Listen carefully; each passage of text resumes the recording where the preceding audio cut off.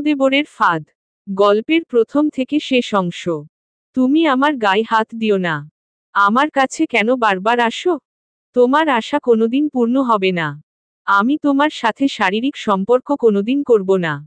জয়ের বড় দাদার বিয়ে হয়েছে প্রায় 6 মাস হলো। তার দাদা শহরে চাকরি করে, বৌদি বাড়ি থাকে। দাদা প্রতি মাসে একদিন করে বাড়িতে আসে। জয়ের বয়স প্রায় 17 বছর। জয় ওর ভাবির দিকে প্রথম থেকেই একটু খারাপ দৃষ্টি দিত, কিন্তু ওর বৌদি কখনো সেটা খারাপ ভাবে নেয়নি। ওর বৌদি খুব সুন্দর দেখতে ছিল। জয়ের দাদা মাসে একদিন বাড়ি আসায় ওর বৌদির শারীরিক চাহিদা মেটাতে পারত না। সেটা জয় সবসময় বুঝতে পারত বৌদির চলাফেরা দেখে। কিন্তু ও এটা জানত বৌদি কখনো দেবরকে অন্য চোখে দেখনি। একদিন বৌদি রান্নাঘরে রান্না করছিল। তখন জয় বৌদির কাছে গিয়ে বসে বৌদিকে এটা ওটা এনে সাহায্য করতে থাকে। বৌদি তাতে বেশ খুশি হয়। একটু পর জয় বৌদির পিছনে বসে বৌদির চুলের খোপা খুলে দেয়। তারপর চুল নিয়ে বিভিন্ন প্রশংসা করতে থাকে। বৌদি তাতে খারাপ কিছুই ভাবে না। এমনিভাবে দিন কাটতে থাকে। বৌদিও এক প্রকার শয়ে নিয়েছিল নিজেকে। দেবর যাই করুক খারাপ ভাবত না।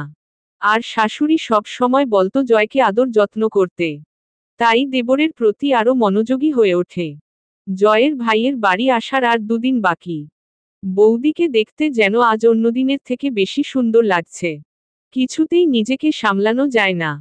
বৌদি যখন স্নানের পর নিজের চুল আঁচড়ায় তখন জয় হঠাৎ ঘরে ঢুকে বৌদি গায়ে হাত দেয়। আস্তে আস্তে হাত বুলায় দেহের বিভিন্ন অঙ্গে। বৌদি কিছুক্ষণ একদম শান্ত হয়ে থাকে, যেন তার অনেক বেশি ভালো লাগছে। তারপর বৌদি লজ্জা পেয়ে একটু সরে আসে। বৌদি এমন কেন করছো? আমি যে নিজেকে কেমন যেন হারিয়ে ফেলছি। জয়তা বৌদি, তোমাকে আজ এত হট লাগছে যে আমি নিজেকে সামলাতে পারছি না। আমি কি করব বলো? তুমি আর আমি যদি। বৌদি যা, এমন বলো না। তোমার ভাই আসবে 2 দিন পর। সে এসে যদি ধরে ফেলে? জয় তুমি সারা জীবন তো ভাইয়ের থাকবা। আমার একটি হও। জয় বৌদির কাছে সরে গিয়ে বৌদিকে একটা কিস দেয়। তারপর বৌদির শাড়ি খুলে ফেলে। তারা নিজেদের দুটো দেহ একসাথে করে ফেলে। বৌদিকে জয় খাটের উপর শুইয়ে দেয়। তারপর শারীরিক মিলন করে দুজনে। নিজেদের মনের স্বাদ মিটে গেলে দুজনে বাথরুমে গিয়ে ফ্রেশ হয়ে নেয়। জয় পুরোটাই ভিডিও করে রেখেছিল। তাই সে ব্ল্যাকমেইল করার একটা বড় ফাঁদ তৈরি করে ফেলে। গল্প দেবরের ফাঁদ, 2য় পর্ব। শারীরিক মিলনের পর বৌদি অনেকটা হতাশ হয়ে পড়ে। সে তো নিজের ইচ্ছেতে এমনটা করতে চায়নি, কিন্তু কি করে যে এমনটা হয়ে গেলে? তার দেহের মধ্যে একটা যন্ত্রণা শুরু হয়ে যায়। যদি কোনো তাদের শারীরিক মিলনের কথা কেউ জানতে পারে তবে তো কেলেঙ্কারি হয়ে যাবে। সে কুল কিনারা খুঁজে পায় না। এ কি করেছে সে দেবরের সাথে? মানুষ তো ছি ছি করতে থাকবে। আর আদেও কি তাকে আর এই বাড়িতে থাকা হব? নানান রকম প্রশ্ন তার মাথায় জট পাকাতে থাকে। সাথে ভয় শরীরটা হিম হতে থাকে। বৌদি আর স্থির হয়ে বসতে পারে না। ছুটে যায় জয়ের ঘরে। জয় তখন ফ্রেশ হয়ে রুমে বসেছিল। বৌদি জয়কে বলে, বৌদি জয় আমার খুব ভয় করছে। তুমি কেন এমনটা করলে? আমি তোমার সাথে কোনোদিন শারীরিক মিলন করতে চেয়েছিলাম না। তুমি কি আমাকে কোনোভাবে বশ করেছিলে? জয় হ্যাঁ ভাবি, আমি তোমাকে বশ করেছিলাম। কিন্তু সেটা তোমার দেহের জ্বালাকে কাজে লাগিয়ে। তোমার দেহে তো অনেক বেশি জ্বালা ছিল তখন। তাই অল্পতেই তুমি আমার হলে গেলে। বৌদি তোমার হয়ে গেলাম মানে? কি বলতে চাইছো? জয় সেই শারীরিক মিলনের ভিডিওটা বৌদিকে দেখায়। বৌদি কখনোই মেনে নিতে পারছিল না যে জয় এমটা করবে। সে যে ভয়টা পাচ্ছিল ঠিক তাই হলো। জয় দেখেছো ভাবি কি কিউট। খুব ভাল লাগে। এটা আমার কাছে সারা জীবন থাকবে। আর হ্যাঁ আজ থেকে যখন আমার মন চাইবে তখন আমি তোমাকে। বুঝতেই তো পারছো। বৌদি না জয়, এমনটা করো না। আমি তো তোমার বোনের সমতুল্য। তুমি তো আমার দেবর। তুমি কেন এমন করছো? তোমার দাদা জানলে কি হবে বুঝতে পারছো? আমাকে সে রাখবে না। আর এলাকার মানুষ জানলে আমার তোমার দুজনেরই তো ক্ষতি। জয় কোনো ক্ষতি নাই। যদি তুমি আমার কথা মতো আমার চাহিদা পূরণ করো তাহলে কেউ জানতে পারবে না। আর তা না করলে আমি বাধ্য হব এটা সকলকে দেখাতে। বৌদি জয়ের দুটো পা জড়িয়ে ধরে। কিন্তু জয় কোনোমতে তাকে ছাড়ার রাজি হয় না। তাকে আরো চাই, আরো, আরো। বৌদি জয়, তুমি তোমার দাদার খারাপ চাও? জয়, আমি দাদারও ভালো চাই, আমারও ভালো চাই। তাছাড়া দাদা তো মাসে একদিন মাত্র বাড়ি আসে। তোমার তো অনেক খারাপ লাগে আমি বুঝি। তুমি দাদার সাথে মাসে একদিন রোমাঞ্চ কইরো আর বাকি কয়দিন আমার সাথে। বৌদি তুমি এত নিষ্ঠুর কেন জয়? তুমি কি করছো কিছু বুঝতে পারছো? আমাদের এই সংসারে তুমি আগুন ধরাচ্ছ, আগুন। আমি তোমাকে কোনোদিন মাফ করব না। কোনোদিন না। জয় তার রুম থেকে বের হয়ে যায়। সে আর বাড়িতে আগে অনেক রাতে। দুদিন পর জয়ের দাদার বাড়ি আসার দিন। সকাল থেকে বৌদি মনের মতো করে ঘরবাড়ি গোছাতে থাকে। সেই নিজেকেও অনেক সুন্দর করে সাজাই। জয় পুরো দৃশ্যটা খুব মন দিয়ে দেখতেছিল। কিন্তু সে তখন কোনো কথা বলেনি। বৌদি যখন স্নান করার জন্য বাথরুমে যায়, জয় তার পিছনে পিছনে বাথরুমে আসে। বিদ্র, আপনি যদি গল্প প্রেমী হন তাহলে আইডিটা ফ্রেন্ড রিকোয়েস্ট দিয়ে পাশে থাকুন। বৌদি ঘাবড়ে গিয়ে বলে, কি তুমি কেন আসছো? আমি তো স্নান করব। তুমি পরে এসো। একটু বসতে লাগো। কিন্তু জয় তো অন্য কিছু চায়। বৌদি সেটা বুঝেও না বোঝার ভান করে। জয় বৌদির শরীরে হাত লাগাই। বৌদি রেগেমেগে তার হাতটা সরিয়ে দেয়। বৌদি, এই কি চাও তুমি? আজ আমার স্বামী বাড়ি আসছে আর আজ তুমি এমন করছো? তুমি কি মানুষ? জয়, চলো না ভাবি একসাথে স্নান করি, আর যদি না চাও তবে আমার কিছু করার নাই। শুধু ভিডিওটা মানুষে পায়ে যাবে। কোনো উপায় না খুঁজে পেয়ে আবার জয়ের সাথে শারীরিক সম্পর্কে জোড়াতে হয় বৌদির। অনেকক্ষণ তাকে বাথরুমে সেই নির্মম নির্যাতন সহ্য করতে হয়। তার কিছুই করার ছিল না। সম্মান বাঁচাতে তাকে এই কষ্ট সহ্য করতে হয়েছে। দেবরের ফাঁদ, পর্ব 0304। রাতে খাবার টেবিলে বসেছেন জয়ের বাবা মা। সেজুতি ভাবি এটা সেটা এনে দিচ্ছিলেন। কিন্তু শাশুড়ি মা আজ মাংসের তরকারিটা প্রথম মুঠো মুখে তুলতেই ওয়াহ থু থু করে ফেলে দিলেন। শাশুড়ি মা, বৌমা মাংসের তরকারিতে এত লবণ কেন? মুখে তুলা যাচ্ছে না। এত মন ভোলা হয়ে রান্না কর কেন বৌমা? দেখ তো আজ তোমার শ্বশুর কত শখ করে মাংসটা এনেছিলেন, আর তুমি রান্নাটা এভাবে লবণ দিয়ে নষ্ট করে দিলে। সেজুতি ভাবি নীরবে পাশে দাঁড়িয়ে শুনছেন। সে কি করবে? সন্ধ্যায় জয় তাকে রান্নায় বারবার বিরক্ত করেছিল। সেজুতি ভাবি ভিড় ভিড় করে ভাবছেন এবার হয়তো ভুল করে দুইবার তরকারিতে লবণ দিয়ে ফেলেছেন তিনি। আজ রাতে নিজের ঘরে শুয়ে শুয়ে সেজুতি ভাবি একটা গল্পের বই পড়ছিলেন। হঠাৎ তার ঘরের দরজায় কাউকে ধাক্কা দিতে দেখলেন। তিনি দরজার পাশে গিয়ে বললেন, কে? তখন বাহির থেকে জয়ের কণ্ঠ শোনা গেল। জয়, ভাবি দরজা খুলো। সেজুতি, কেন? কি হয়েছে? জয়, হারে ভাবি খুলো না। সেজুতি, জয়, আমি জানি তুমি কিসের জন্য আমার রুমে ঢুকতে চাচ্ছ। শুন, আজ তো বিকেলে তোমায় আমি বাধা দেইনি।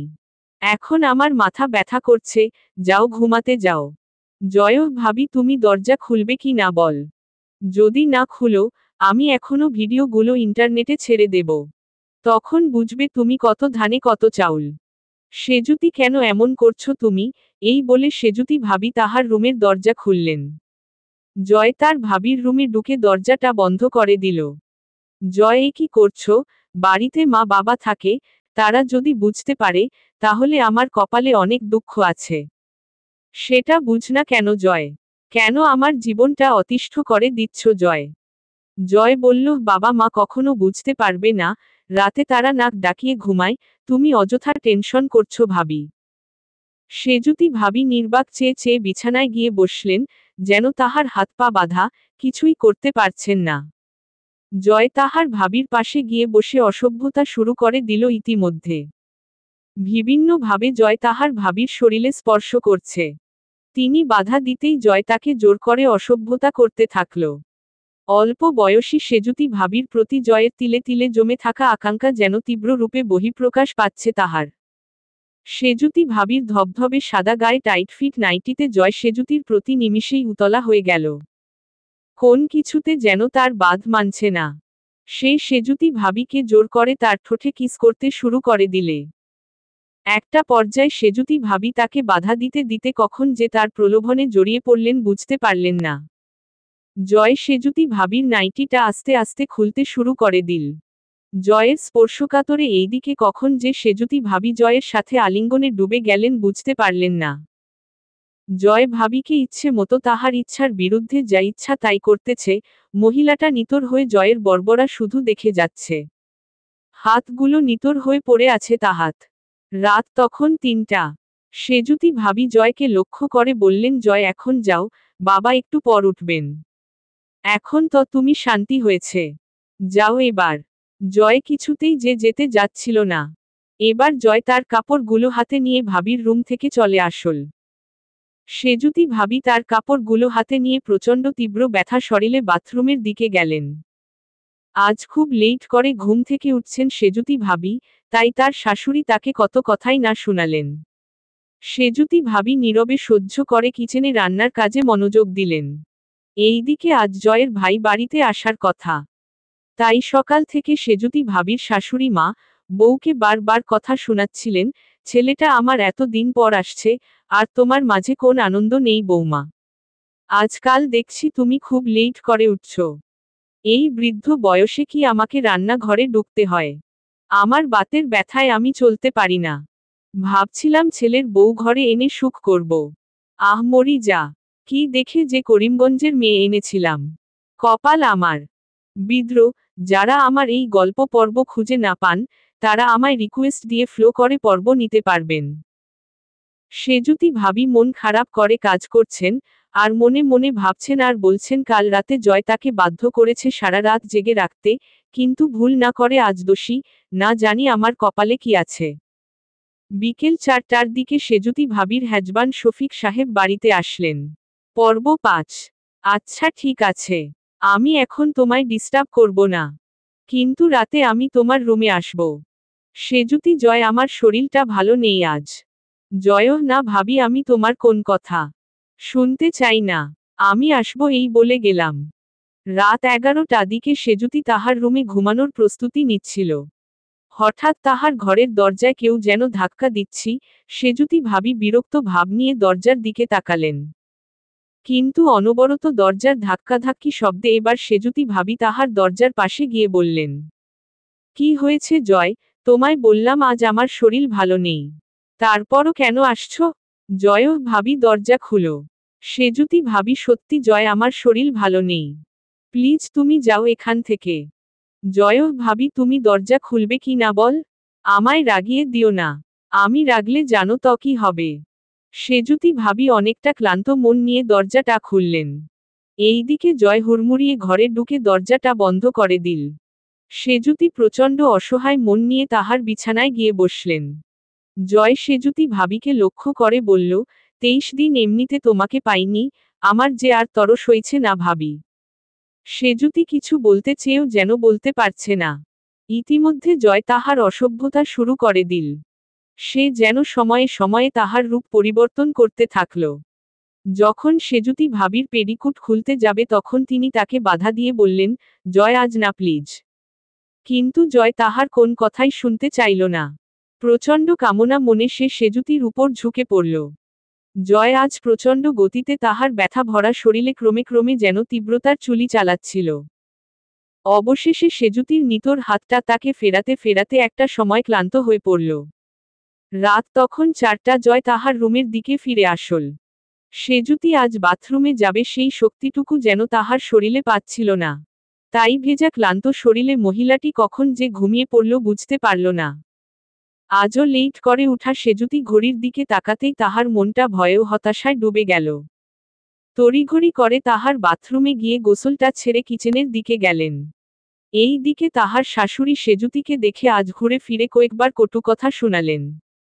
সেজুতি বিষণ্ণ মনে খানিকক্ষণ কিচেনে কাজ করতে করতে হঠাৎ তাহার চোখ থেকে অঝরে পানি পড়তে থাকল।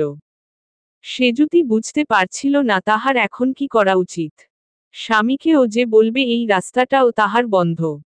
জয়ের প্রলোভনে তাহার প্রথম ইচ্ছায় মিলনটা করেছিল জয়ের সাথে, কিন্তু জয়টা যে গোপনে ভিডিওটা রেকর্ড করবে সে তা কখনো কল্পনা করেনি। সারাদিন নিজের ঘরে বসে প্রচণ্ড ভাবনায় ডুবে থেকেও সেজুতি তাহার সন্নিকট সমস্যার সমাধান করতে পারল না। অবশেষে তাহার মাথায় একটা প্ল্যান আসল, যদিও তাহার স্বামী এটাতে কতটা সাপোর্ট দেবে সেটা নিয়ে তিনি যথেষ্ট দ্বিধাদ্বন্দ্বে ছিলেন। তিনি মনে মনে ভাবলেন এবার শফিক সাহেব আসলে সেজুতি ভাবি তাকে বুঝিয়ে শুনিয়ে রংপুর তাহার কর্মস্থলে থাকার বায়না ধরবেন। কিন্তু শফিক সাহেব আসতে আরও মাসখানেক, সদ্য লোকটা তাহার কর্মস্থলে গিয়েছে। কিন্তু এই এতটা দিন জয়ের নির্মমতা তাকে সহ্য করতে হবে এটা ভেবে তাহার ধম বন্ধ হয়ে আসছিল। এইদিকে আজ জয়ের মা বাবা জয়দের নানা বাড়িতে বেড়াতে যাবেন। দুপুরে যাবার সময় সেজুতি ভাবির শাশুড়ি তাহার বৌমাকে ডেকে বললেন আজ তারা সেখানে থাকবেন, আরও বলে গেলেন বৌমা আমার জয়কে যেন ঠিক মতো খাবার দিও।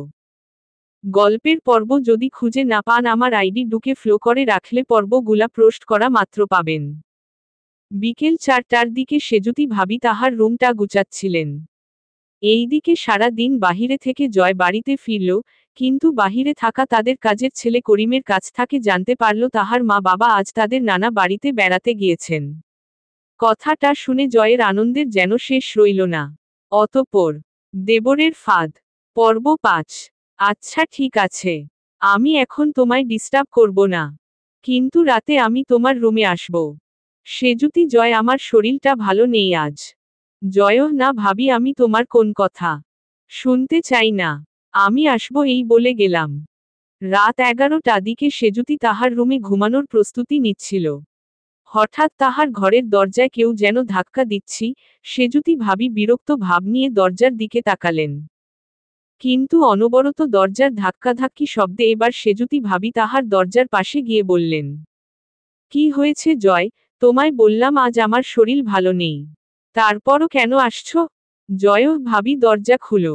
সেজুতি ভাবি সত্যি জয় আমার শরীর ভালো নেই, প্লিজ তুমি যাও এখান থেকে।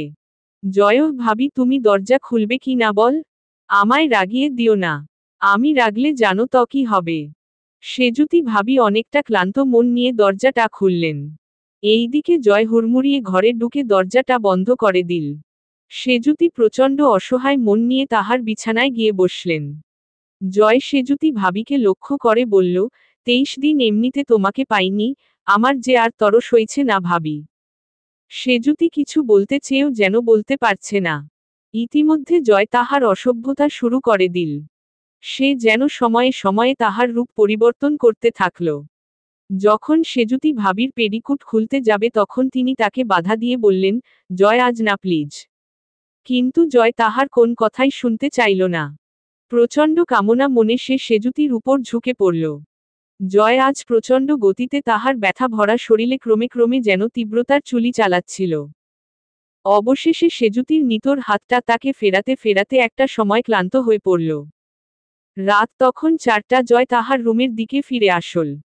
সেজুতি আজ বাথরুমে যাবে সেই শক্তিটুকু যেন তাহার শরীরে পাচ্ছিল না। তাই ভেজা ক্লান্ত শরীরে মহিলাটি কখন যে ঘুমিয়ে পড়ল বুঝতে পারল না। আজও লেট করে উঠা সেজুতি ঘড়ির দিকে তাকাতেই তাহার মনটা ভয়ে ও হতাশায় ডুবে গেল। তড়িঘড়ি করে তাহার বাথরুমে গিয়ে গোসলটা ছেড়ে কিচেনের দিকে গেলেন। এই দিকে তাহার শাশুড়ি সেজুতিকে দেখে আজ ঘুরে ফিরে কয়েকবার কটু কথা শুনালেন। সেজুতি বিষণ্ণ মনে খানিকক্ষণ কিচেনে কাজ করতে করতে হঠাৎ তাহার চোখ থেকে অঝরে পানি পড়তে থাকল। সেজুতি বুঝতে পারছিল না তাহার এখন কি করা উচিত। স্বামীকেও যে বলবে এই রাস্তাটাও তাহার বন্ধ। জয়ের প্রলোভনে তাহার প্রথম ইচ্ছায় মিলনটা করেছিল জয়ের সাথে, কিন্তু জয়টা যে গোপনে ভিডিওটা রেকর্ড করবে সে তা কখনো কল্পনা করেনি। সারাদিন নিজের ঘরে বসে প্রচণ্ড ভাবনায় ডুবে থেকেও সেজুতি তাহার সন্নিকট সমস্যার সমাধান করতে পারল না। অবশেষে তাহার মাথায় একটা প্ল্যান আসল, যদিও তাহার স্বামী এটাতে কতটা সাপোর্ট দেবে সেটা নিয়ে তিনি যথেষ্ট দ্বিধাদ্বন্দ্বে ছিলেন। তিনি মনে মনে ভাবলেন এবার শফিক সাহেব আসলে সেজুতি ভাবি তাকে বুঝিয়ে শুনিয়ে রংপুর তাহার কর্মস্থলে থাকার বায়না ধরবেন। কিন্তু শফিক সাহেব আসতে আরও মাসখানেক, সদ্য লোকটা তাহার কর্মস্থলে গিয়েছে। কিন্তু এই এতটা দিন জয়ের নির্মমতা তাকে সহ্য করতে হবে এটা ভেবে তাহার ধম বন্ধ হয়ে আসছিল। এইদিকে আজ জয়ের মা বাবা জয়দের নানা বাড়িতে বেড়াতে যাবেন। দুপুরে যাবার সময় সেজুতি ভাবির শাশুড়ি তাহার বৌমাকে ডেকে বললেন আজ তারা সেখানে থাকবেন, আরও বলে গেলেন বৌমা আমার জয়কে যেন ঠিক মতো খাবার দিও। গল্পের পর্ব যদি খুঁজে না পান আমার আইডি ঢুকে ফ্লো করে রাখলে পর্বগুলা পোস্ট করা মাত্র পাবেন। বিকেল 4টার দিকে সেজুতি ভাবি তাহার রুমটা গুছাচ্ছিলেন। এইদিকে সারা দিন বাহিরে থেকে জয় বাড়িতে ফিরল, কিন্তু বাহিরে থাকা তাদের কাজের ছেলে করিমের কাছ থেকে জানতে পারল তাহার মা বাবা আজ তাদের নানা বাড়িতে বেড়াতে গিয়েছেন। কথাটা শুনে জয়ের আনন্দের যেন শেষ রইল না। অতঃপর দেবরের ফাঁদ পর্ব 0607। এইদিকে আজ জয়ের মা বাবা জয়দের নানা বাড়িতে বেড়াতে যাবেন। দুপুরে যাবার সময় সেজুতি ভাবির শাশুড়ি তাহার বৌমাকে ডেকে বললেন আজ তারা সেখানে থাকবেন, আরও বলে গেলেন বৌমা আমার জয়কে যেন ঠিক মতো খাবার দিও। বিকেল 4টার দিকে সেজুতি ভাবি তাহার রুমটা গুছাচ্ছিলেন। এইদিকে সারা দিন বাহিরে থেকে জয় বাড়িতে ফিরল, কিন্তু বাহিরে থাকা তাদের কাজের ছেলে করিমের কাছ থেকে জানতে পারল তাহার মা বাবা আজ তাদের নানা বাড়িতে বেড়াতে গিয়েছেন। কথাটা শুনে জয়ের আনন্দের যেন শেষ রইল না। তড়িঘড়ি করে তাদের বাড়িতে প্রবেশ করল। প্রথমে রান্নাঘরের দিকে গিয়ে সে সেজুতি ভাবির খোঁজ করছিল, কিন্তু সেখানে না পেয়ে সেজুতি ভাবি রুমে আসল। কিন্তু সোনিয়াকে দেখে তাহার মেজাজটা খারাপ হয়ে গেল। পাশের বাড়ির জব্বার চাচার মেয়ে সোনিয়া ও সেজুতি ভাবি বসে গল্প করছিলেন। জয় অনেকক্ষণ দাঁড়িয়ে সোনিয়াকে দেখে তার রুমের দিকে নিরাশায় ফিরে এলো, আর মনে মনে ভিড় ভিড় করে বলতে লাগলো বজ্জাত মেয়েটা আর আসার সময় পেল না। এইদিকে সেজুতি ও সোনিয়া অনেকক্ষণ গল্প করতে করতে একটা পর্যায়ে সেজুতি ভাবি সোনিয়াকে আজ রাত তার সাথে থাকার বিশেষ অনুরোধ করলেন। অবশেষে সোনিয়া সেজুতি ভাবির সাথে থাকবে বলে সম্মত হল। এইদিকে জয় খানিকক্ষণ নিজের ঘরে ছটফট করতে করতে দরজার বাহিরে দিকে তাকাচ্ছিল যেন কখন সোনিয়া বের হয়। কিন্তু অনেকক্ষণ অপেক্ষার পর এবার জয় সেজুতি ভাবির রুমে গিয়ে বলল ভাবি ভাত খাবো, টেবিলে ভাত দাও। এই বলে সে সোনিয়াকে জিজ্ঞেস করল কি রে তোর অবস্থা কি? কলেজে ঠিক মতো যাচ্ছিস কি? সোনিয়া হে ভাইয়া, কলেজ ঠিক মতো চলছে। জয় তোর ফাইনাল পরীক্ষা কবে? সোনিয়া ভাইয়া সামনের মাসে। জয় তাহলে এইভাবে গল্প আড্ডায় মন না দিয়ে বেশি বেশি পড়ায় মন দাও, তা না হলে তো রেজাল্ট ভালো করতে পারবে না। এইদিকে সেজুতি ভাবি জয়ের জন্য টেবিলে খাবার দিয়ে জয়কে ডাকলেন। জয় খাবার খাওয়ার জন্য টেবিলে আসল। সন্ধ্যা ঘনিয়ে আসছে, জয় লক্ষ্য করলে সোনিয়া তখনও বাড়িতে যাচ্ছে না। তার মনে মনে প্রচণ্ড রাগে শরীর জ্বলে যাচ্ছিল। জয় কিছুটা হলে সে অনুমান করতে পারল, আজ সোনিয়া সেজুতি ভাবির সাথে থাকবে হয়তো। রাতে অনেকবার জয় কিচেনের দিকে গেল, কিন্তু সব সময় সোনিয়া তার ভাবির সাথে লেগেছিল। বারবার বিরক্ত ভাব নিয়ে জয় তার রুমে ফিরে আসল। রাত তখন 1টা, জয় তার রুমে বসে থাকতে থাকতে প্রচণ্ড ছটফটানিতে সময়টা পার করছিল। হঠাৎ তাহার মনে কি আশাতে সে সেজুতি ভাবির রুমে দিকে গেল, গিয়ে সেজুতি ভাবির দরজায় ফাঁক করে লক্ষ্য করল, ইতিমধ্যে সেজুতি ও সোনিয়া বেধুম ঘুমে ঘুমিয়ে পড়েছেন। খানিকক্ষণ জয় দরজায় আস্তে আস্তে টুকটুকানির পরও সেজুতি ভাবির ঘুম ভাঙাতে পারল না। কিন্তু শব্দ করে যে দরজাটা ধাক্কা দিবে সেই সাহসটুকু সে পেল না, কারণ সোনিয়া যদি জেগে যায় তাহলে বিষয়টা সারা পাড়ায় ছড়িয়ে পড়বে। জয় সোনিয়াকে নিয়ে ভিড় ভিড় করে বলল যে পেঠুক মেয়ে রে বাবা, যদি জানতে পারে ভাবির সাথে আমার এমন সম্পর্ক তাহলে তার 1 মিনিট লাগবে সারা পাড়া বলে বেড়াতে। তাই জয় প্রচণ্ড ক্লান্ত মন নিয়ে নিজের ঘরে এসে শুয়ে পড়ল। কিন্তু কিছুতেই তাহার চোখে ঘুম আসছিল না। কারণ আজ মা বাবা নেই, এমন একটা সুযোগ নষ্ট হলো পাশের বাড়ির সোনিয়ার জন্য। প্রচণ্ড রাগে বিছানায় শুয়ে শুয়ে সে তার ঘরের উপরের দিকে তাকাচ্ছিল, হঠাৎ উপরের বাঁশের বেতের ছাদের দিকে লক্ষ্য করতে তার মাথায় একটা প্ল্যান আসল। জয় চিন্তা করল তার রুমের উপরের বাঁশের ছাদে উঠে গিয়ে সেজুতি ভাবির রুমে নামতে পারবে, কিন্তু এটাও ভিড় ভিড় করে বলতে লাগলো সোনিয়া যদি জেগে যায়, তাহলে তো একটা লঙ্কাকাণ্ড হয়ে যাবে। কিন্তু কি করবে বুঝতে পারছিল না। এইদিকে আজকাল সেজুতি ভাবিকে কাছে পাওয়াটা জয়ের প্রচণ্ড নেশায় পরিণত হয়ে গিয়েছে। রাত তখন 2টা, কিছুতেই জয়ের ছটফটানি মন শান্ত হচ্ছে না, তার মন, চিন্তাশক্তি ও বিবেকবুদ্ধি গুলো ক্রমে ক্রমে হ্রাস পাচ্ছে। এইদিকে প্রচণ্ড উত্তেজনায় থেকে জয়ের মাথা যেন স্বাভাবিক মানুষের মতো কাজ করছে না, বারবার তাহার মন চাচ্ছে ছাদের দিক দিয়ে উঠে গিয়ে সেজুতি ভাবির রুমে প্রবেশ করবে। বিদ্রোহ, আমার গল্পের পর্ব যদি আপনার খুঁজে পেতে সমস্যা হয়, তাহলে আমার আইডি ঢুকে ফলো করে রাখতে পারেন, আমি পোস্ট করা মাত্র আপনি সহজে পেয়ে যাবেন। রাত তখন 3টা। অবশেষে জয়ের চিন্তাশক্তির অবসান ঘটিয়ে তার ধৈর্যের বাঁধ ভেঙে গেল, সে এবার তার রুমের ছাদের ওঠার প্রস্তুতি নিচ্ছিল। একটা পর্যায়ে সে তার রুমের বাসের ছাদে উঠল, কিন্তু প্রচণ্ড শব্দ হওয়াতে সে খুব ধীর গতিতে সেজুতি ভাবির রুমের ছাদে গিয়ে পৌঁছালো, কিন্তু সমস্যা হলো এখন সে নিচে নামবে কিভাবে, নিজের সাথে ভিড় ভিড় করে বলল যদি কোন শব্দ হয় আর সোনিয়া জেগে যায়। অনেকক্ষণ বাসের ছাদে বসে থেকে জয় বিরক্ত ভাব নিয়ে এবার সিদ্ধান্ত নিল, সে নিচে নামবে। পর্ব 7। রাত তখন 3টা। অবশেষে জয়ের চিন্তাশক্তির অবসান ঘটিয়ে তার ধৈর্যের বাঁধ ভেঙে গেল, সে এবার তার রুমের ছাদের ওঠার প্রস্তুতি নিচ্ছিল। একটা পর্যায়ে সে তার রুমের বাসের ছাদে উঠল, কিন্তু প্রচণ্ড শব্দ হওয়াতে সে খুব ধীর গতিতে সেজুতি ভাবির রুমের ছাদে গিয়ে পৌঁছালো, কিন্তু সমস্যা হলো এখন সে নিচে নামবে কিভাবে, নিজের সাথে ভিড় ভিড় করে বলল যদি কোন শব্দ হয় আর সোনিয়া জেগে যায়। অনেকক্ষণ বাসের ছাদে বসে থেকে জয় বিরক্ত ভাব নিয়ে এবার সিদ্ধান্ত নিল, সে নিচে নামবে। তাই জয় তার পাটা নিচের দিকে বাড়িয়ে মেঝেতে নামতে শুরু করল। এইদিকে অন্ধকার রুম থাকায় সে খুব দ্বিধাদ্বন্দ্বে ছিল, কোন দিকে সেজুতি ভাবি ঘুমিয়েছেন। অনেকক্ষণ দাঁড়িয়ে থেকে জয় এবার ভিড় ভিড় করে বলল ডান দিকে হয়তো সেজুতি ভাবি ঘুমিয়েছেন, তাই সে এবার সেজুতি ভাবি বলে তার শরীরে হাত দিয়ে ডাকতে শুরু করল। কিন্তু তাহার হাতে স্পর্শে সেজুতি ভাবি শরীরের কাপড় মনে হলো না, এটা তো সোনিয়া। কিন্তু সোনিয়া বেদম ঘুমে থাকায় জয়ের ডাক শুনতে পায়নি। তাই এবার জয় কিছু সময় দাঁড়িয়ে থেকে বাম দিকে গিয়ে সেজুতি ভাবিকে ডাকতে শুরু করল। অনেকক্ষণ ডাকাডাকি পর সেজুতি ভাবি লক্ষ্য করলেন তার রুমে জয় আসছে, জয়কে দেখে তিনি এতটাই অবাক হলেন, তৎক্ষণাৎ তার মাথায় যেন ঘুরে গেল। ফিস ফিস করে জয়কে বললেন ইস! জয় কি হচ্ছে এটা? সোনিয়া যদি বুঝতে পারে? কি হবে বুঝতে পারছো, পাগলামি করছো কেন? যাও নিজের রুমে যাও। জয়ও ভাবি আমার রুমে আসো। তা না হলে আমি যাব না। সেজুতি জয় প্লিজ দয়া করে যাও তুমি, সোনিয়া যদি জেগে যায় আর আমাকে তার পাশে না পেয়ে সন্দেহ করবে। জয়ও ভাবি আমি কিছু বুঝতে চাই না। না আসলে আমি যাব না। সেজুতি ইস! জয় যাও, আসছি। এখন যাও। জয়ও দরজাটা আস্তে আস্তে খুলে মনের আনন্দে তার রুমে এসে প্রচণ্ড আগ্রহ নিয়ে সেজুতি ভাবির অপেক্ষা করছিল।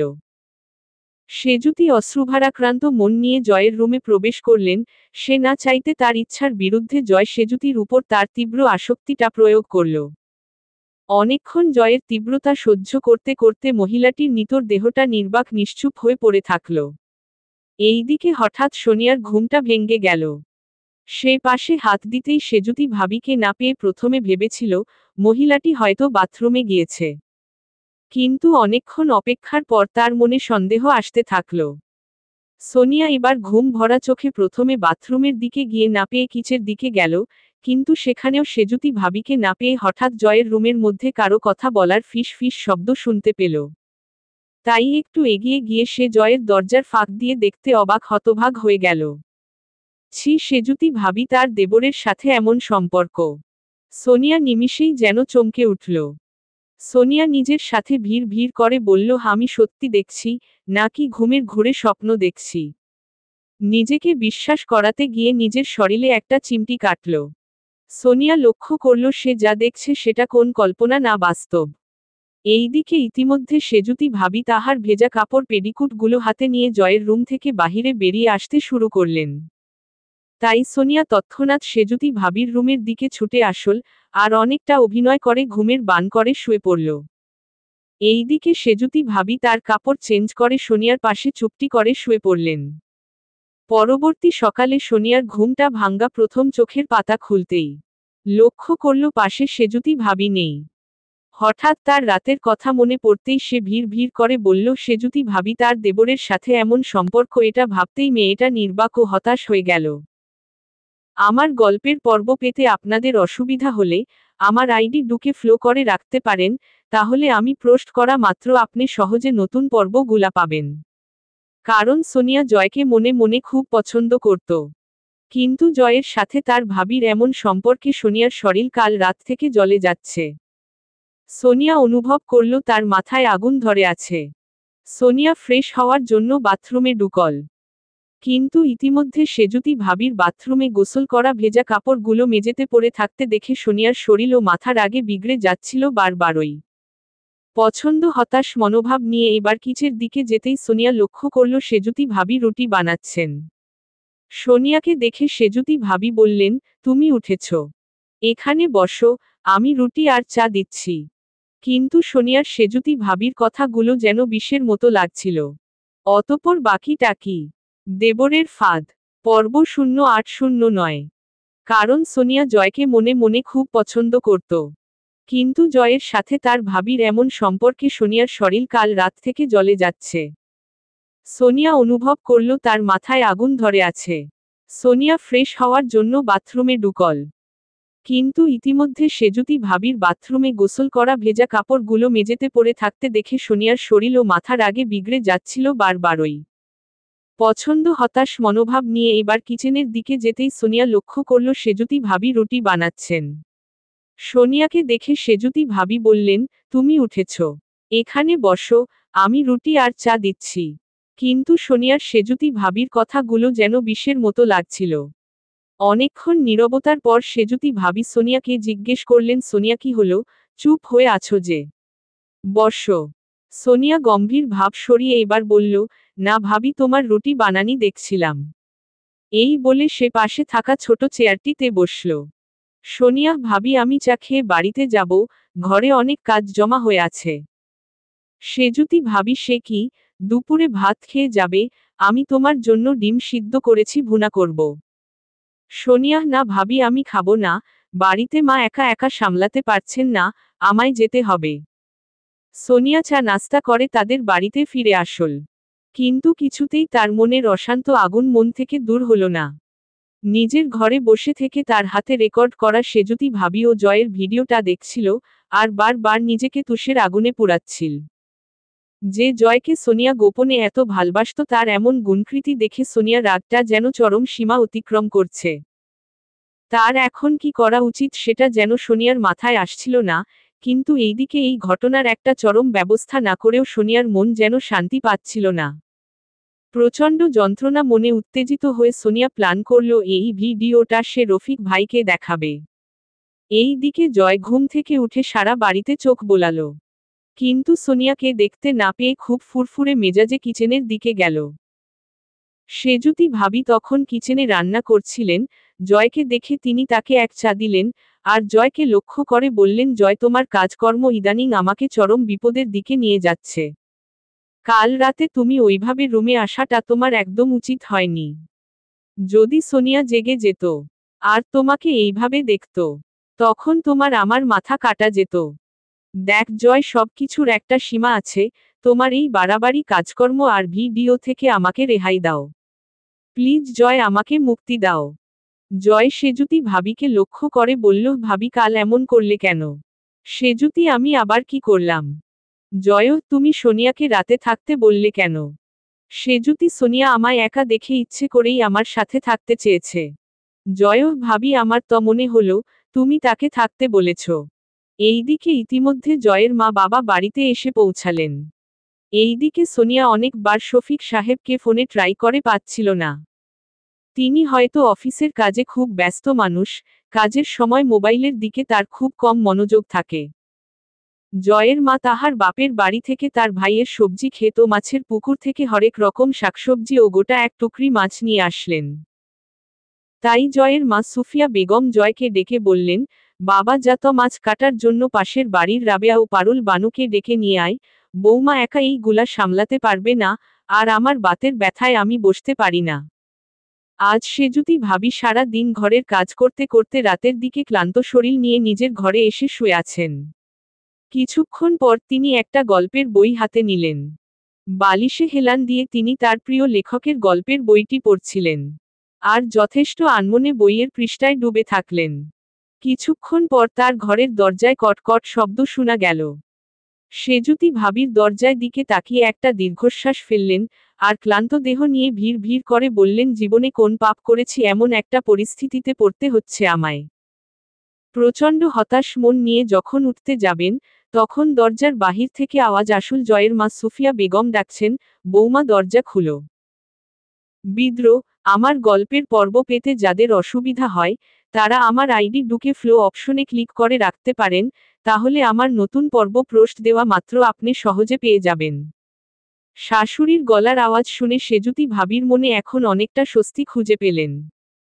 শাশুড়ি বৌমা, ভুলে গিয়েছিলাম বলতে, আমার ভাই আমজাদের মেয়ে মনিরার সাথে জয়ের বিয়ের ব্যাপারে আমি আর জয়ের বাবা আমজাদের সাথে এক ধরনের বিয়ের কথা বলে ফেলেছি। তুমি একটু ফোন করে শফিকের মতামতটা নিও, আর হে পরে আমায় বলিও বৌমা। সেজুতি ভাবি, আচ্ছা। এই বলে সেজুতি শাশুড়ি চলে গেলেন। সেজুতি ভাবি দরজাটা লাগিয়ে আবার গল্প পড়ায় মনোযোগ দিলেন। খানিকক্ষণ পর আবার দরজায় কটকট শব্দ। সেজুতি ভাবি এবার বিরক্ত ভাব নিয়ে দরজায় দিকে তাকালেন। পর্ব 9। শাশুড়ির গলার আওয়াজ শুনে সেজুতি ভাবির মনে এখন অনেকটা স্বস্তি খুঁজে পেলেন। শাশুড়ি বৌমা, ভুলে গিয়েছিলাম বলতে, আমার ভাই আমজাদের মেয়ে মনিরার সাথে জয়ের বিয়ের ব্যাপারে আমি আর জয়ের বাবা আমজাদের সাথে এক ধরনের বিয়ের কথা বলে ফেলেছি। তুমি একটু ফোন করে শফিকের মতামতটা নিও, আর হে পরে আমায় বলিও বৌমা। সেজুতি ভাবি, আচ্ছা। এই বলে সেজুতি শাশুড়ি চলে গেলেন। সেজুতি ভাবি দরজাটা লাগিয়ে আবার গল্প পড়ায় মনোযোগ দিলেন। খানিকক্ষণ পর আবার দরজায় কটকট শব্দ। সেজুতি ভাবি এবার বিরক্ত ভাব নিয়ে দরজায় দিকে তাকালেন। এবার তিনি ক্লান্ত মন নিয়ে আবার দরজাটা খুললেন। দরজা খুলতেই সেজুতি ভাবি দেখলেন শাশুড়ি মা আবার আসছেন। শাশুড়ি বৌমা, আসল কথাই ভুলে গিয়েছি, কাল আমজাদ তার পরিবার নিয়ে আমাদের বাড়িতে আসবে। একটু সকাল সকাল ঘুম থেকে উঠিও। সেজুতি, জি আচ্ছা। সেজুতি এবার ঘুমানোর প্রস্তুতি নিচ্ছে। কিন্তু বারবার তাহার মনে একটা ভয় ও শঙ্কা কাজ করছিল। কখন জয় এসে দরজায় ধাক্কা দেয়, এই ভয় নিয়ে সেজুতি ভাবি ঘুমানোর চেষ্টা করছিলেন। রাতে হঠাৎ কবে কিভাবে তার দুচোখের পাতায় ঘুম চলে আসল তিনি বুঝতে পারল না। সকালের একঝাঁক পাখির গুঞ্জনিতে সেজুতি ভাবির ঘুমটি ভাঙ্গল।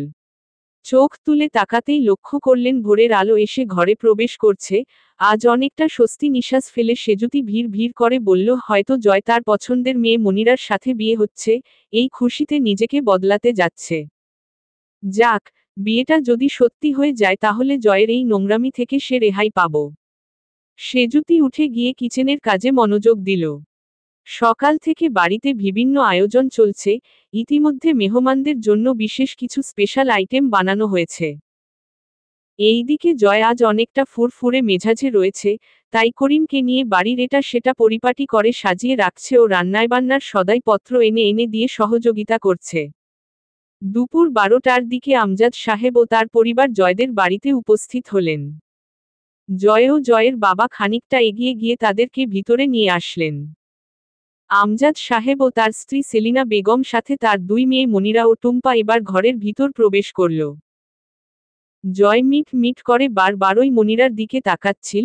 সেই 7 বছরের সময় একবার মনিরা আমজাদ সাহেব মানে জয়ের মামার সাথে এই বাড়িতে এসেছিল, কিন্তু আজ অনেক বছর পর এই বাড়িতে পা রাখল। দেখতেও অনেকটা সুন্দর হয়েছে মেয়েটা। জয় মনিরাকে এতটাই আগ্রহ নিয়ে দেখছিল যেমন চোখ ফেরাতেই পারছিল না, তাই ঘুরে ফিরে সে মনিরার দিকে বারবার তাকাচ্ছিল। জয়দের কাজের লোক করিম একে একে সবাইকে নাস্তা দিচ্ছিল, এইদিকে রাবেয়া ও পারুল ভানু সেজুতি ভাবি লে কিচেনে সহযোগিতা করছেন। কিছুক্ষণ পর মনিরা ও টুম্পা কিচেনের দিকে গেল। সেজুতি ভাবি মনিরাকে দেখে বললেন, তুমি নিশ্চয় মনিরা? মনিরা, হে, আপনি নিশ্চয় সেজুতি ভাবি। সেজুতি ভাবি একটু হাসি দিয়ে বললেন, হে, কেমন আছো তোমরা? মনিরা, ভালো আছি ভাবি। আপনি কেমন আছেন? সেজুতি ভাবি, ভালো আছি। আমার বিয়ে তো তোমরা হয়তো আসনি, তাই না? মনিরা ভাবি, আপনাদের বিয়ে ডিসেম্বরে ছিল। তাই আমার ও টুম্পার ফাইনাল পরীক্ষার জন্য আসা হয়নি। সেজুতি, কেমন আছো টুম্পা? টুম্পা, জি ভালো আছি। এইদিকে জয়ের মা বাবা আমজাদ সাহেব ও তাহার স্ত্রীর সাথে বিয়ে সম্পর্কিত বিষয় নিয়ে কথা বলছিলেন। নিজেদের আত্মীয়তার সম্পর্কটা আরও ঘনিষ্ঠ করার জন্য আমজাদ সাহেব তাহার বোন সুফিয়া বেগমকে বললেন, মেয়ে আমাদের, ছেলেও আমাদের। বুবু দুলাইভাই, তাহলে বিয়ের দিনক্ষণ আর দূরে না রেখে আমরা একটা তারিখ ঠিক করে ফেলি। সুফিয়া বেগম তার ভাইয়ের কথায় সায় দিয়ে বললেন, সামনের মাসের 4 তারিখ শুক্রবার হলে কেমন হয় জয়ের বাবা? জয়ের বাবা আনোয়ার গাজী তাহার স্ত্রীর কথায় সহমত পোষণ করলেন। অবশেষ জয় ও মনিরার বিয়ের দিনক্ষণ সামনের মাসের 4 তারিখ শুক্রবার ঠিক করা হলো। এই দিক মেহমানদের জন্য টেবিলে খাবার সাজানো হয়েছে। আনোয়ার গাজী ও সুফিয়া বেগম মেহমানদের নিয়ে খাবার টেবিলে বসলেন। বিদ্রোহ, আমার গল্পের পর্ব যদি আপনাদের পেতে অসুবিধা হয়, আমার আইডি ডুকে ফ্লোতে ক্লিক করে রাখতে পারেন, তাহলে আমি পোস্ট করা মাত্র আপনি পর্ব সহজে পেয়ে যাবেন। সেজুতি ভাবি ও কাজের লোক করিমা মিয়া মেহমানদের খাবার বিলি করছে। সেই সময় হঠাৎ জয়ের বড় ভাই শফিক সাহেব বাড়িতে উপস্থিত হলেন। সুফিয়া বেগম ছেলেকে দেখে বললেন, শফিক তুই এসেছিস বাবা। ভালো করেছিস, ফ্রেশ হয়ে আমাদের সাথে এসে টেবিলে বসো, কথা আছে। শফিক সাহেব কোন কথা না বলে নিজের ঘরের দিকে গেলেন। এই দিলে সুফিয়া বেগম সেজুতি ভাবির দিকে লক্ষ্য করে বললেন, ভালো করেছ বৌমা, শফিককে আসতে বলেছ। তখন সেজুতি ভাবি খুব অবাক হলেন এটা ভেবে, কারণ তিনি শফিক সাহেবকে বিয়ে নিয়ে কিছু তো বলেননি, তাছাড়া কাল রাতে শফিক সাহেবর সাথে সেজুতি ভাবির কোন কথা হয়নি। তাহলে এইভাবে না জানিয়ে শফিক সাহেব বাড়িতে আসলেন, বিষয়টা সেজুতিকে খুব চিন্তায় ফেলল। অতঃপর বাকিটা কি? দেবরের ফাঁদ, পর্ব 1011। সেজুতি ভাবি ও কাজের লোক করিম মিয়া নতুন মেহমানদের খাবার বিলি করছেন। সেই সময় হঠাৎ জয়ের বড় ভাই শফিক সাহেব বাড়িতে উপস্থিত হলেন। সুফিয়া বেগম ছেলেকে দেখে বললেন, শফিক তুই এসেছিস বাবা। ভালো করেছিস, ফ্রেশ হয়ে আমাদের সাথে এসে টেবিলে বসো, কথা আছে। শফিক সাহেব কোন কথা না বলে নিজের ঘরের দিকে চলে গেলেন। এই দিলে সুফিয়া বেগম সেজুতি ভাবির দিকে লক্ষ্য করে বললেন, ভালো করেছ বৌমা, শফিককে আসতে বলেছ। তখন সেজুতি ভাবি খুব অবাক হলেন এটা ভেবে, কারণ তিনি শফিক সাহেবকে বিয়ে নিয়ে কিছু তো বলেননি, তাছাড়া কাল রাতে শফিক সাহেবর সাথে সেজুতি ভাবির কোন কথা হয়নি। তাহলে এইভাবে না জানিয়ে শফিক সাহেব বাড়িতে আসলেন, বিষয়টা সেজুতিকে খুব চিন্তায় ফেলে দিল। এইদিকে মেহমানদের খাওয়া দাওয়া অনেকক্ষণ থেকে চলছে, কিন্তু শফিক সাহেব সেই যে রুমে গেলেন আর ফিরে আসার কোন নাম নেই। সুফিয়া বেগম এবার তার পুত্রবধূর দিকে লক্ষ্য করে বললেন, বৌমা যাও তো একবার, এতক্ষণ থেকে শফিক আসছে না কেন? একটু গিয়ে দেখে এসো। সেজুতি ভাবি করিমকে বললেন, এই দিকটা তুমি সামলে নিও করিম, আমি আসছি। এই বলে সেজুতি তাহার রুমের দিকে গেল। এই দিকে সুফিয়া বেগম তার ভাইয়ের প্লেটে এটা সেটা বারবারই দিচ্ছেন। আমজাদ বুবু আর দিও না, অনেক খেয়েছি, আর পারছি না বুবু। সুফিয়া বেগম, সেলিনা তুমি কিছু নিচ্ছ না কেন? আর মনিরা টুম্পা, মা লজ্জা পাচ্ছ কেন, বড় মাছের তরকারিটা নাও। হঠাৎ সেজুতির রুম থেকে শফিক সাহেবের খুব উচ্চস্বরে চিৎকার আসল, এই নোংরা মহিলা তুই আমার ঘর থেকে বেরিয়ে যা। আমি তোর মুখ দেখতে চাই না। ছি ছি সেজুতি, আমার ভাবতে অবাক লাগছে। তুমি এতটা খারাপ আর নোংরা চরিত্রের। এই বলে তিনি সেজুতির গালে টাচ করে কয়েকটা চর বসালেন। এইদিকে সুফিয়া বেগম তড়িঘড়ি করে শফিকের রুমে গেলেন। সুফিয়া বেগম, এই শফিক, বাবা কি হয়েছে? বাড়িতে মেহমান আসছে, এমন করছিস কেন? শফিক সাহেব সেজুতিকে লক্ষ্য করে বললেন, আমার রাগে ঘা জ্বলে যাচ্ছে মা, সরো। আমার অনুপস্থিতে আমার ভাইয়ের সাথে এমন অবৈধ সম্পর্ক গড়তে তোমার বিবেকে বাঁধল না? ছি সেজুতি, ছি। সুফিয়া বেগম, কি বলছিস এসব বাবা? আমি তো কিছুই বুঝতেছি না। এইদিকে শফিকের বাবা আনোয়ার গাজী শফিকের রুমে আসলেন। ঘরের দরজার বাহির থেকে আমজাদ সাহেব ও সেলিনা বেগম দাঁড়িয়ে লক্ষ্য করছেন, মনিরা ও টুম্পা ভয় হাত ধুয়ে সিটি রুমে বসে শুনছে। শফিক সাহেব, তুমি জানো না মা, তোমার গুণধর পুত্র আর এই দুশ্চরিত্রা নারী দিনের পর দিন তোমাদের অগোছলে কতই না কুকর্ম ও নোংরামি করেছে। জানি না তাদের এই কুকর্ম কতদিন থেকে চলছে। সুফিয়া বেগম, শফিক আস্তে কথা বল বাবা, ঘরে লোক আছে। আনোয়ার গাজী, শফিক তুই জানলে কি করে বৌমার সাথে জয়ের এমন সম্পর্ক? শফিক তার মোবাইলটি বের করে তার বাবার হাতে দিয়ে বলল, দেখ তোমাদের আদরের সুপুত্র ও গুণধর বউয়ের গুণকীর্তন। ভিডিওটি দেখে সুফিয়া বেগম ইতিমধ্যে অজ্ঞান হয়ে গেলেন। আনোয়ার সাহেব স্ত্রীকে ধরে নিয়ে সিটি রুমে বসালেন, সাথে আমজাদ সাহেবও ছিলেন। সেজুতি ভাবিকে রাবিয়া ও পারুল ভানু কিচেনের দিকে নিয়ে দরজা লক করে বসে থাকল। জয় ইতিমধ্যে বাড়ি থেকে বেরিয়ে গিয়েছে। এইদিকে সেলিনা বেগম ও মনিরা মিলে সুফিয়া বেগমের মাথায় পানি ঢালছেন। বিকাল তখন ৩টা। সুফিয়া বেগম এখন অনেকটা সুস্থ হয়েছেন। তিনি আমজাদকে লক্ষ্য করে বললেন, ভাই তুই আমায় ক্ষমা করে দিস, আমি জানতাম না এই সব ঘটনা। তর মেয়েকে আর দাবি করে আটকাবো না, ভালো কোন পাত্র পেলে বিয়ে দিয়ে দিস। আমজাদ সাহেব, না বুবু, আমার তোমার উপর কোন রাগ অভিমান নেই। সুফিয়া বেগম, আমজাদ ভাই আমার আজ রাত তুই এখানে থেকে যা। জয়ের উপর শফিক ও তার বাবা খুব রেগে আছেন, যে কোনো সময় কোন অঘটন ঘটে যেতে পারে। তর কথা শফিক শুনে আর মান্য কর। তুই থেকে ভাই এটার একটার সমাধান দিয়ে যা। এইদিকে শফিক কয়েকবার এসে বলে গেছে, সেজুতি পরিবারকে ডাকার জন্য সে পঞ্চায়েত বসাতে চাচ্ছে। ভাই আমি কিছু বুঝতে পারছি না কি করব এখন। আমজাদ সাহেব, বুবু চিন্তা করো না, আমি দেখছি কি করা যায়। সেজুতি আজ সারাদিন থেকে সুফিয়া বেগমের রুমে গুপ্তি মেরে বসে আছে। এইদিকে শফিক প্রচণ্ড রেগে নিজের রুমে একটার পর একটা সিগারেট ধরাচ্ছে। বিদ্রোহ, সিগারেট স্বাস্থ্যের জন্য ক্ষতিকর। আনোয়ার গাজী, আমজাদ সাহেব, সুফিয়া বেগম ও সেলিনা বেগম সিটি রুমে গভীর দুশ্চিন্তায় গম্ভীর হয়ে বসে আছেন। সন্ধ্যা 7টার দিকে মনিরা সুফিয়া বেগমের রুমে গেল। সে লক্ষ্য করল সেজুতি ভাবি প্রচণ্ড কান্নায় ভেঙ্গে আছেন। খানিকক্ষণ দাঁড়িয়ে থেকে এবার মনিরা সেজুতির পাশে গিয়ে বসল, কি বলবে বুঝতে পারছিল না। বিদ্রোহ, বারবার একই কথা বলতে হয়। আমার গল্পগুলা পাঠক পর্ব ধারাবাহিক পেতে অসুবিধা হলে আমার আইডি ঢুকে ফ্লোতে ক্লিক করে রাখেন, আমি পোস্ট করা মাত্র আপনি গল্পগুলো সহজে পাবেন। কিছুক্ষণ নীরবতার পর সেজুতি মনিরাকে লক্ষ্য করে বলল, মনিরা আমি তোমাকে কিছু কথা বলতে চাই। মনিরা, হে ভাবি, বল কি বললেন। সেজুতি ভাবি মনিরাকে বলতে শুরু করলেন। জয় আমাকে বিয়ের কয়েক মাস পর থেকে আমার সাথে নোংরামি করার জন্য উঠে পড়ে লেগেছিল। আমি অনেকবার তাকে শাসালাম ও সাবধান করলাম, তারপরও সে আমার কথা শুনতে চাইল না। একদিন আমি আমার রুমের ড্রেসিং টেবিলে বসে আছি। হঠাৎ জয় এসে আমায় জড়িয়ে ধরে অভব্যতা করতে শুরু করে। আমি তাকে একটা পর্যায়ে ফেরাতে ফেরাতে ক্লান্ত হয়ে তার প্রলোভনে সাড়া দিলাম। কিন্তু সে প্রথম দিকটা ভিডিও না করে শেষের দিকটা ভিডিও করে আমার সাথে ব্ল্যাকমেইল করতে শুরু করল। দিনের পর দিন সে ব্ল্যাকমেইল করে আমাকে তার সাথে নোংরামি করতে বাধ্য করেছে। এই বলে মহিলাটি আরও কান্নায় ভেঙ্গে পড়লেন। মনিরা সেজুতি ভাবি কথাগুলো শুনে অবাক বিস্মিত হয়ে রইল। আর মনে মনে বলল, জয় এতটা নিজ আর খারাপ চরিত্রের ছি। পরবর্তীতে মনিরা বিষয়টা সাথে সাথে তার মা সেলিনা বেগমকে জানালো।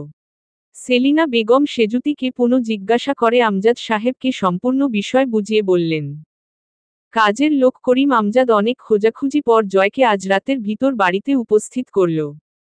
এইদিকে উপস্থিত বাড়ির সকলের সামনে জয়ের বাবা আনোয়ার গাজী জয়কে প্রশ্ন করলেন, সে কি সেজুতিকে বাধ্য করেছে এইসব কাজ করতে। পর্ব 11। পরবর্তীতে মনিরা বিষয়টা সাথে সাথে তার মা সেলিনা বেগমকে জানালো। সেলিনা বেগম সেজুতিকে পুনঃ জিজ্ঞাসা করে আমজাদ সাহেবকে সম্পূর্ণ বিষয় বুঝিয়ে বললেন। কাজের লোক করিম ও আমজাদ সাহেব অনেক খোঁজাখুঁজি পর জয়কে আজ রাতের ভিতর বাড়িতে উপস্থিত করানো হলো। এইদিকে উপস্থিত বাড়ির সকলের সামনে জয়ের বাবা আনোয়ার গাজী জয়কে প্রশ্ন করলেন, সেজুতিকে সে কি বাধ্য, ব্ল্যাকমেইল করেছে এইসব কাজ করতে। কিছুক্ষণ জয় নীরবে দাঁড়িয়ে রইল। কিন্তু আনোয়ার গাজী জয়ের এমন নীরবতায় উচ্চস্বর চিৎকারে এবার জয় তার বাবার পায়ে পড়ে গেল, আর কাঁদতে কাঁদতে বলতে লাগলো, বাবা আমার ভুল হয়ে গিয়েছে, আমাকে মাফ করে দাও। আনোয়ার গাজী সব কিছু বুঝতে পারলেন।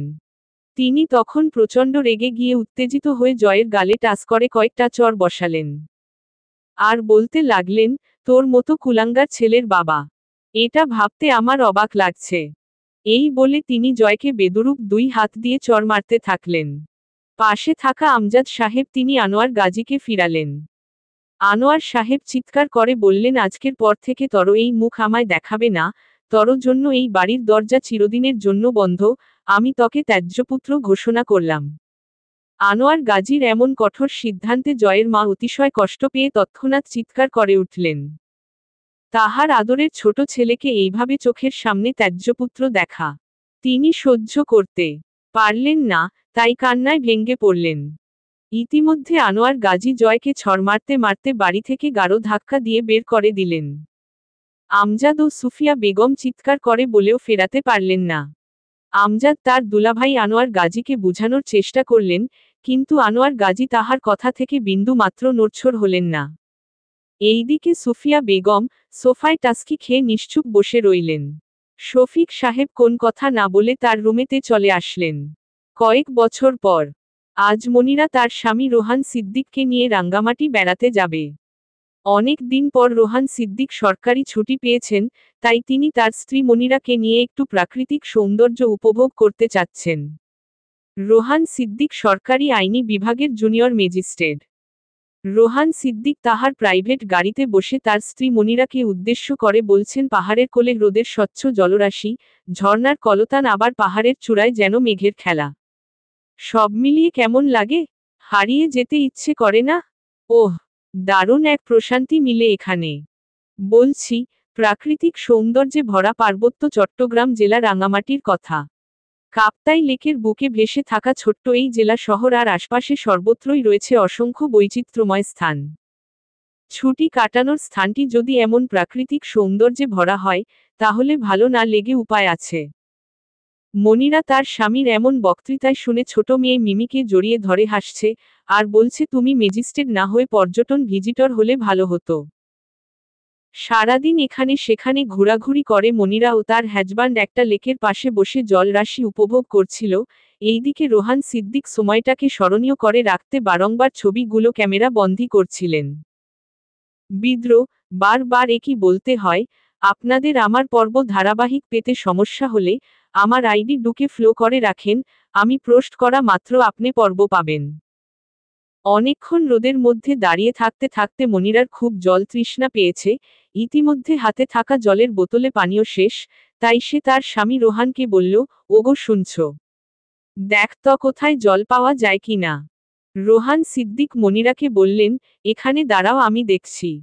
রোহান সিদ্দিক একটু আগ বাড়িয়ে সামনে গেলেন, আশেপাশে চোখ বুলিয়ে দেখলেন কোথাও কোন দোকানপাট নেই। হঠাৎ দেখলেন একটা লোক ভ্যানে করে ডাব বিক্রি করছে, তিনি লোকটাকে কাছে ডাকলেন। খানিকটা এগিয়ে গিয়ে মনিরাদের কাছে নিয়ে আসলেন। রোহান সিদ্দিক লোকটাকে বললেন, আমাদের 3টি ডাব কেটে দেন। এইদিকে মনিরা রোহানকে ডাব কিনতে দেখে একটু আগ বাড়িয়ে সামনে এলো। চোখ তুলে তাকাতেই ডাব বিক্রেতাকে দেখে মনিরা অবাক বিস্মিত হয়ে চেয়ে রইল। এ তো আমাদের জয় ভাইয়া। এ কি অবস্থা হয়েছে ওনার? শরীরে ভালো ঝামা নেই, আগের মতো উজ্জ্বলতাও নেই। আর ভ্যানে ঘুরে ঘুরে এখানে সেখানে ডাব বিক্রি করছেন। জয়কে এই অবস্থায় দেখে মনিরার চোখে জল যেন নিমিষেই টলমল করে উঠল। এইদিকে জয় আপন মনে নিচের দিকে তাকিয়ে ডাবগুলো কেটে কেটে রোহান সিদ্দিকের হাতে দিচ্ছিল। এবার রোহান সিদ্দিক তাকে ডাবের টাকা পরিশোধ করতেই জয় তার ভ্যান গাড়িটি ঘুরিয়ে চলে যাচ্ছিল। সেই সময় মনিরা জয়কে ডাকল, জয় ভাইয়া। জয় অবাক হয়ে পেছনের দিকে তাকালো। দেবরের ফাঁদ, পর্ব 12 এবং অন্তিম পর্ব। চোখ তুলে তাকাতেই ডাব বিক্রেতাকে দেখে মনিরা অবাক বিস্মিত হয়ে চেয়ে রইল। এ তো আমাদের জয় ভাইয়া। এ কি অবস্থা হয়েছে ওনার? শরীরে ভালো জামা নেই, আগের মতো উজ্জ্বলতাও নেই। আর ভ্যানে ঘুরে ঘুরে এখানে সেখানে ডাব বিক্রি করছেন। জয়কে এই অবস্থায় দেখে মনিরার চোখে জল যেন নিমিষেই টলমল করে উঠল। এইদিকে জয় আপন মনে নিচের দিকে তাকিয়ে ডাবগুলো কেটে কেটে রোহান সিদ্দিকের হাতে দিচ্ছিল। এবার রোহান সিদ্দিক তাকে ডাবের টাকা পরিশোধ করতেই জয় তার ভ্যান গাড়িটি ঘুরিয়ে চলে যাচ্ছিল। সেই সময় মনিরা জয়কে ডাকল, জয় ভাইয়া। জয় অবাক হয়ে পেছনের দিকে তাকালো। পেছনে ফিরে তাকাতেই চোখের সামনে এভাবে মনিরাকে দেখে জয় অতিশয় বিস্মিত ও স্তম্ভিত হয়ে গেল। কিছুক্ষণ জয়ের মুখ থেকে কোন কথাই বের হলো না। জয় মনিরার দিকে ভিড় ভিড় করে তাকাচ্ছিল, আর তাকে দেখে বেশ বুঝতে পারছিল মনিরা আজ তার স্বামীকে নিয়ে অনেক সুখে আছে। যদিও একটা সময় সেই মানুষটির সাথে তাহার বিয়ে হবার কথা ছিল। কিন্তু নিয়তি বড়ই অদ্ভুত। জয় তার মনের গ্রহিণে থাকা জ্বলন্ত আগুনে বারবার অনুশোচনায় দাহনে এবার নিজেকে পুরালো। এবার মনিরা জয়কে লক্ষ্য করে বলল, জয় ভাইয়া, তোমার এমন অবস্থা কেন? আর এখানে কোথায় থাকো তুমি? সেই যে বাড়ি থেকে গেলে বিগত 8 বছর কারো সাথে তোমার কোন যোগাযোগ নেই। জয় হুম, এই তো আছি, বেশ আছি, ছন্নছাড়া ঘর বাড়ি বিহীন লোকের যেভাবে দিন যায়, সেভাবে যাচ্ছে দিন। মনিরা, হে কি হাল হয়েছে তোমার, দেখে চেনাও যায় না। জয় একটা দীর্ঘশ্বাস ফেলে বলল, সব আমার অদৃষ্টের লিখন। মনিরা তার স্বামীকে ফিস ফিস করে করে বলল, তোমাকে আমার এক ভাইয়ের কথা যে বলেছিলাম, ইনি সে। রোহান সিদ্দিক জয়ের দিকে তাকিয়ে বললেন, কেমন আছেন? তোমার সম্পর্কে আমি মনিরার মুখে সব কিছু শুনেছি। খুব খারাপ লাগছে আজ আপনাকে এইভাবে দেখে। চলুন আজ আমাদের সাথে দুপুরের খাবার খাবেন। জয়, না থাক ভাইয়া। মনিরা, তুমি এখানে কোথায় থাকো জয় ভাইয়া? জয়, এই পাশেই কোর্ট পয়েন্টের মোড়ে একটা ভাড়াটিয়া বাসায় এক রুম নিয়ে থাকি। মনিরা, একা? জয় একটু হেসে বলল, আমার 2 বছরের এক ছেলে আছে। মনিরা রোহান সিদ্দিকের দিকে তাকিয়ে বলল, চলো না আমরা তাদের এখানে যাই। মনিরা, রোহান সিদ্দিক, জয়ের বাসার দিকে হেঁটে হেঁটে যাচ্ছে। তখন হাঁটতে হাঁটতে জয় মনিরাকে জিজ্ঞেস করল, বাবা মা কেমন আছেন? মনিরা কিছুক্ষণ চুপ হয়ে থাকল। জয় পুনরায় জিজ্ঞাসা করল, মনিরা কিছু বলছো না কেন? অনেকক্ষণ নীরবতার পর মনিরা বলল, তুমি চলে যাওয়ার পর থেকে ফুফি প্রায় দিন তোমার কথা ভেবে কাঁদতেন। আমরা যখনই ফুফিদের বাসায় যেতাম, দেখতাম ফুফি অঝরে চোখের জল ফেলতেন তোমার কথা ভেবে। বিগত 2 বছর আগে হঠাৎ রাতে ঘুমানোর পর মাঝরাতে ফুফি স্টক করেন। বিদ্রোহ, আমার আইডি ঢুকে ফ্লো করে পাশে থাকুন, নতুন গল্প পোস্ট করা মাত্র আপনি সহজে পাবেন। জয় এবার প্রচণ্ড ব্যাকুল হয়ে বলল, মায়ের কি হয়েছে? বল মনিরা, কি হলো বলছো না কেন? মনিরা, হাসপাতালে নেওয়ার পথে ফুফি রাস্তায় মারা যান। জয় এবার প্রচণ্ড কান্নায় ভেঙে পড়ল। রোহান সিদ্দিক তার কাঁধে হাত দিয়ে বারবারই সান্ত্বনা দিতে লাগলেন। জয়, বাবা কেমন আছেন? মনিরা, ফুফা আছেন কোন রকম। শরীরে নানান রোগ ব্যাধিতে দিন যাচ্ছে ওনার। তবে আগের মতো হাঁটতে পারেন না, বাসায় সব সময় থাকেন। জয় এবার অনেকটা সংকোচ বোধ করছিল যে, সে যদি ভাবির কথা জিজ্ঞেস করবে কিনা। কিন্তু তার ব্যাকুল হৃদয়ের ছটফটানিতে একটা পর্যায়ে জয় মনিরাকে জিজ্ঞেস করল, ভাইয়া কেমন আছেন? মনিরা, শফিক ভাই ও সেজুতি ভাবির সংসার জীবনে এখন তেমন একটা ভালো যাচ্ছে না, তারা হয়তো সংসার জীবনে আগের মতো সুখী নন। শুনেছি শফিক ভাই প্রায় সময় সেজুতি ভাবির উপর অত্যাচার করেন। মহিলাটি নীরবে তা সহ্য করে করে শফিক ভাইয়ের সাথে সংসারটা কোন রকম চালিয়ে যাচ্ছেন।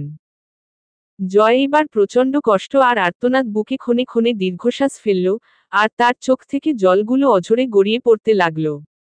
জয় এবার চোখ বন্ধ করে নিজেকে ধিক্কার দিল বারবারই। আর উপরের দিকে চেয়ে চেয়ে বলতে লাগল, বিধি যেন আমার মতো জীবন আর কারো না হয়। সমাপ্তি।